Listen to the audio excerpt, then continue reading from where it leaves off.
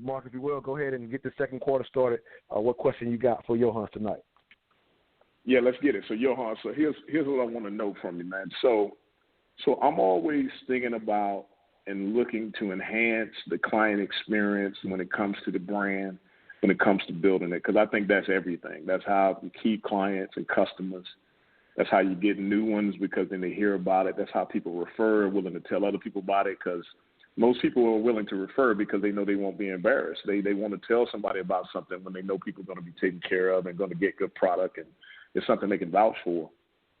So, and it's also how you do it. I have a belief that it's not just what you do, it's how you do it that makes a difference. A lot of people sell clothes, but how you do it is the X factor. So my question to you is, what do you believe are the most important elements, I'll call it, or principles or elements or components or whatever, in helping to create a premium client experience when you're in business? What are some key things or thoughts or suggestions you can give me to continue to innovate or enhance, creating a premium client experience related to my business? Indeed. Great question. So and this is not just for financial services. I believe this is for any business. And I'm going to tell you right now, I copied it from somebody else. Can't tell you who, but it did. Can't remember who right now, but don't force me to do that. I'll figure it out later. But one of the main things that I feel you have to do is you have to have a system or a repeatable process. We can't go and think about every single time. Like, for instance, having a client base of clients, they have life events. So they get married, they buy homes, they have kids, they change jobs, etc.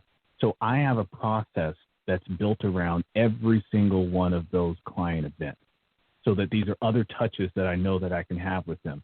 If you go through my entire client base, you will find that every child that's been born since the money script came around, every child that's been born in my practice all has an inscribed piggy bank for that child. And we don't even think about it. It's, so-and-so had a baby. Next thing I know, I'm getting an Instagram or Twitter or email or something saying, hey, thanks for the piggy bank. That's so cool. Thank you. So it's a process that we put in place so that we don't have to think. And the clients think the world of it. And this process cost me $35 each time. But what does it do? They post it online, and they're tagging their friends. And, oh, that's cool. Where'd you get that? And, my financial advisor gave it. Who's your financial advisor? My financial advisor didn't send me anything when my kid was born, those sort of things. The same thing with birthdays. Since my first year as a financial advisor, I've been sending handwritten birthday cards to not only clients, but also to the clients' children. And I've got notes back from those clients and notes from the kids saying, thank you. This is the only birthday card I received. People told me happy birthday, but no one sends cards anymore. So, again, that's ingrained into our culture. Now, I'll be honest, I don't write the cards anymore. Sorry, clients, if you heard that. I don't write the cards anymore. My assistant writes them, but I do help her with dictating the message, happy 50th, happy 25th, or congratulations, you're a teenager, those sort of things. So those are systems that we put in place so that it's repeatable and I don't have to think. And if for some reason I'm out sick or I'm on vacation, I have people in place that they know, somebody had a baby. We know exactly what we need to do next. So those processes are there and removes the failure. And it's that repeatable feel-good process that my clients know that I'm paying attention to the things that are going on in their lives. And that's really what I feel it comes down to, is that people want to be heard and they want to feel loved.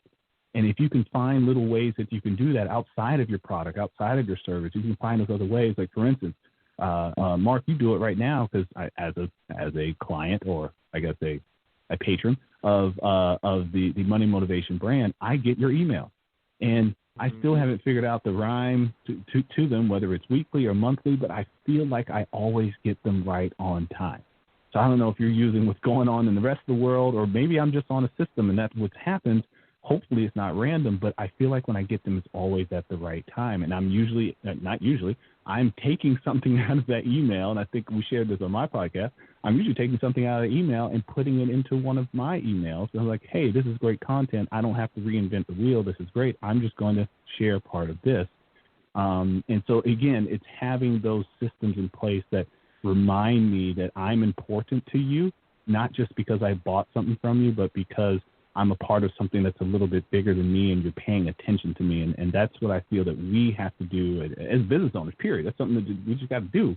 in order to make our brand stand out from some of the rest and some of the things that you don't think twice about. I mean, if you told me today that Clorox brand bleach went out of business, I wouldn't care. I'd buy the next brand of bleach. But if you told me that Money Motivation wasn't making clothing anymore, I'd be devastated because I feel like I have an affinity towards that brand. It's become a part of me and a part of what I do.